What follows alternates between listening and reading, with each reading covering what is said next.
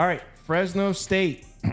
So this is kind of not breaking news. It happened 2-3 weeks ago, but Jeff Tedford, head coach, stepping down for, I believe, health reasons. So that's kind of sudden. Obviously, we were expecting Jeff Tedford to be the coach this year, and he's not. He stepped down. I don't know if he retired or is taking a year off. I don't think it's really clear yet what's going on with that. I read it's health reasons, so hope he's all right. So bottom line, Tedford's not going to be coaching the team this year. The linebacker coach, Tim Skipper, is taking over as the head coach. Now, pretty sure they have the same exact coaching staff minus Tedford. So depending on, I'm not going to pretend to be an expert on what Jeff Tedford's role is. He was the head coach. I mean, I don't know if he calls plays. I really don't know.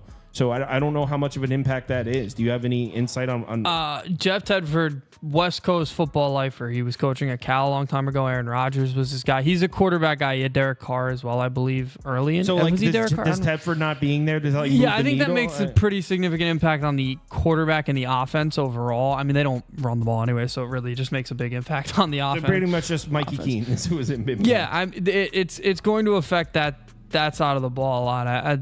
You don't lose Tedford, who's been a college football coach, and especially in the West Coast forever. He basically designed the West Coast offense. You don't lose a guy like that and it not affect you. So yeah, the offense will be affected a little bit. That's just natural. Anytime you lose an offensive coach overall, you're going to struggle. I do believe he does call the plays as well. Yes. All right. So Tedford's gone or taking a step back, let's say.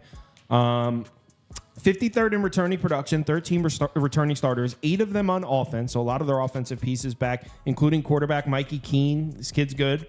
2,600 yards, 21 touchdowns, 9 interceptions last year. Pretty sure he missed a couple games too, right? Mm-hmm. Yeah.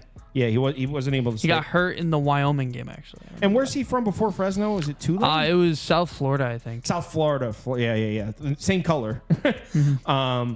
So all 3 running backs are back. So their entire running back room returns this year.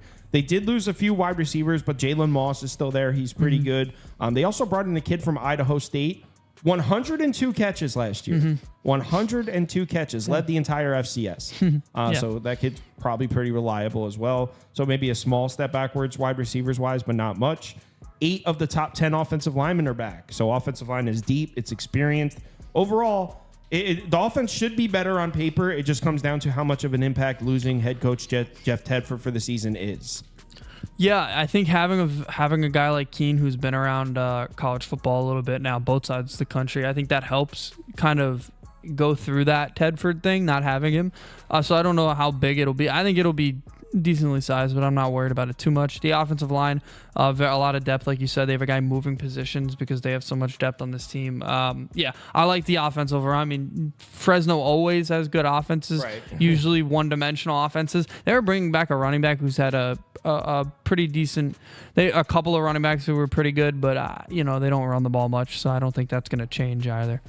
Yeah, and the saying, I think Fresno's offense is going to be good this year. Not exactly a hot take. Yeah.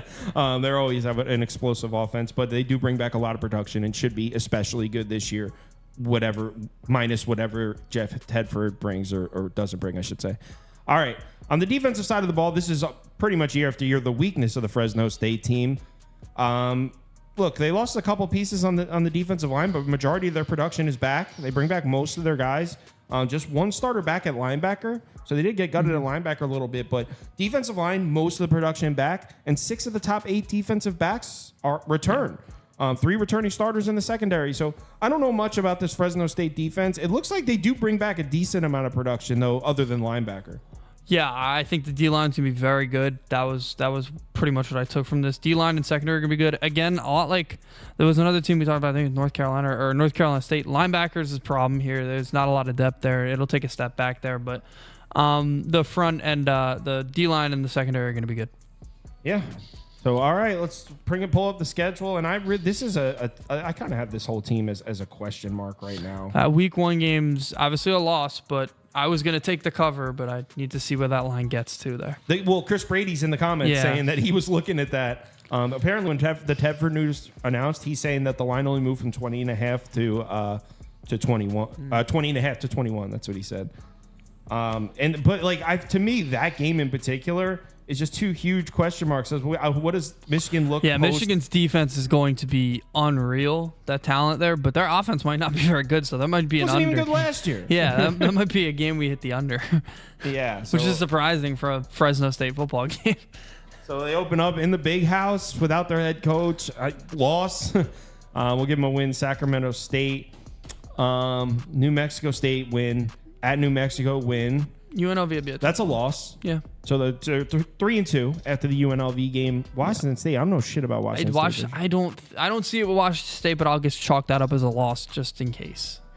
That's 2. You're saying they lose to Washington State at home? Yeah. I was thinking win there. You were thinking. I think it could be, but I haven't looked at Washington All right, State. how about this? We'll leave that as a question mark. Okay. Where's another questionable one at UCLA? I don't really see another questionable one. There is no Colorado UC State. We give them one of Colorado State, Washington State. This is a 7. Okay, so hold on. So they're 3-2. That puts them at 4-3 with the Washington State and Colorado State game. At Nevada win 5-3. Yeah.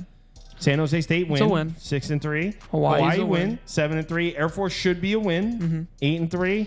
At UCLA loss. I got them over.